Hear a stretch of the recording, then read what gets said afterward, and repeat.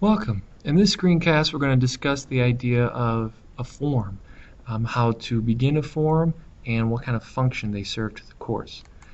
So scroll to add a form, we have to make sure that our editing has been turned on. Okay, so you go into the administration block or the top right-hand corner, and you want to click Turn Editing On. Now mine says Turn Editing Off because, as you can see over here with the icons, I already have it on. I'm going to move your screen over to the right. To the right hand side, you're going to see two choices: add a resource or add an activity. A form is an activity. So we're going to click on Add an Activity, click on Form. Now when the screen refreshes, you're dropped into Moodle's universal naming convention. This should be familiar to you. So for the form name, you want to make sure it matches up with something the students can identify with. Preferably if it's something that's part of your syllabus, you want to make sure that you have that consistency there. So you want to make sure that that's an option.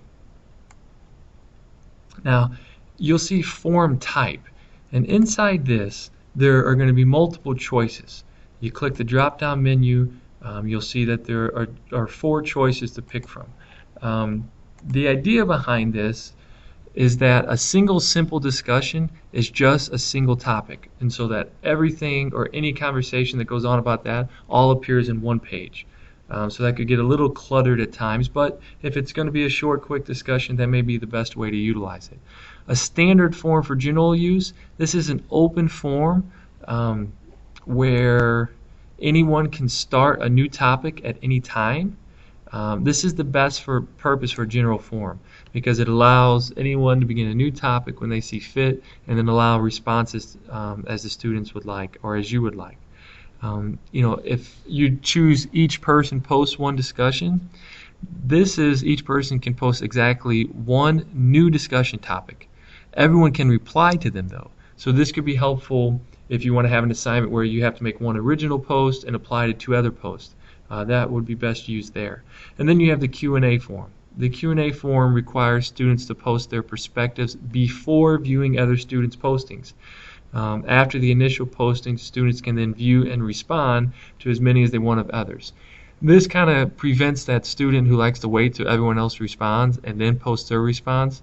This kind of prevents that from happening, so that they have to have an original thought first and then view what others have. Again, those are all under the form introduction. This is going to follow the form everywhere it goes. The students will always have the text that's in here at the top of their page, so you want to make sure it's clear and concise as to what the assignment or the purpose of the form is.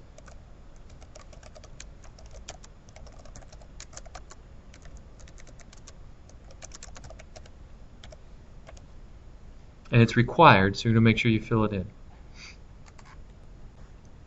Now let's go down here to the issue of force everyone to be subscribed. The topic behind this, or the idea behind this, is that a subscription sends an email of every message posted to the form to students and instructors. Okay, so you have the option of yes forever, which means every time something is posted, it'll be sent, an email will be sent to everybody. Or you have yes initially, so that if it's a Q&A where that first initial post, that would be sent to everybody. And then you have subscriptions not allowed. That means no one would be able to subscribe to it. By blocking it and not allowing anyone to subscribe to it, that would mean that if you make it a general open form and you don't add a user to it, they wouldn't be able to join the form. So those are your options to consider and think about. Read tracking for this form, I would suggest putting read tracking on, because read tracking allows users to track their read and unread messages, but that's up to you. Maximum attachment size, you really should consider how much space a student would need document, and so pick that accordingly. There is a max size from the drop down menu of the 100 megabytes, but a Word document would simply work in a 1 or 2 megabyte, or even PowerPoint probably. You could get by at the most with 5, so you want to consider that. The aggregate type. This is one of those aspects about Moodle where they're probably given more choices than what. by considering the aggregate type, what you're doing is aggregation defines how all the ratings given to a post in a form are combined to form the final grade. So if you allow ratings to be given to a post, right now I have it set at no ratings, so no one would be able to rate the post. They could only read and reply. But if you want to allow ratings, that would essentially be pure grading. There are a few choices you would have. You would have an average, which is the default setting. This means all of the ratings given in the post in that form. This is especially useful with pure grading if you want to kind of bring together that middle of the road concept where someone doesn't inflate it or deflate a grade too much. Then you have count, and this is the number of rated posts become the final grade. So if you're just looking to get the 4 posts in or 3 posts in, when they meet that threshold, it would then receive the grade. There's the option of the max or the maximum. This is the highest rating is returned as the final grade. Yeah, that could be a little dangerous if students get their friends to go in and post a high mark to it. That could inflate their grade.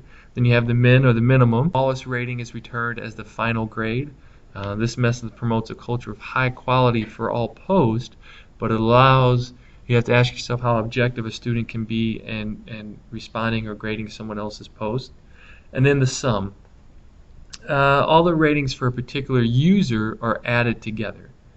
Okay. Note that the total is not allowed to exceed the maximum grade. So whatever you do set as the maximum grade, no matter what, if you set the maximum grade at 10 points or 5 points and someone gives it 100 points, well, that doesn't matter. It'll only meet the maximum grade requirements.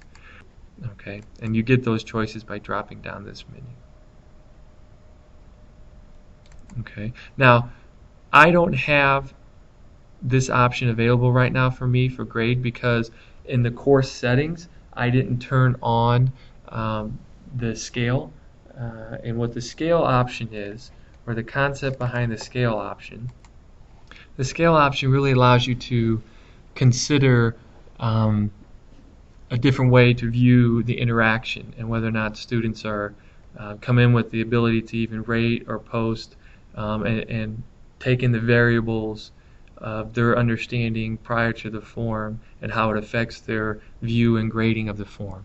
And if I had a course date set and the range set for the course, then I would be able to set the range for the form. But because I don't, that's why those are grayed out. And you do that by the course settings. You would go in through your course settings, which is under the administration block under settings, which is a separate screencast. I have down here post threshold for blocking. The idea behind this is to be able to manage the post a little easier. Users will be blocked from posting after a given number of posts in a given period. And as they approach that number, they'll be warned that they're approaching the threshold. Okay, setting either the warn threshold to 0 will disable warnings, and setting the block threshold to 0 will disable blocking.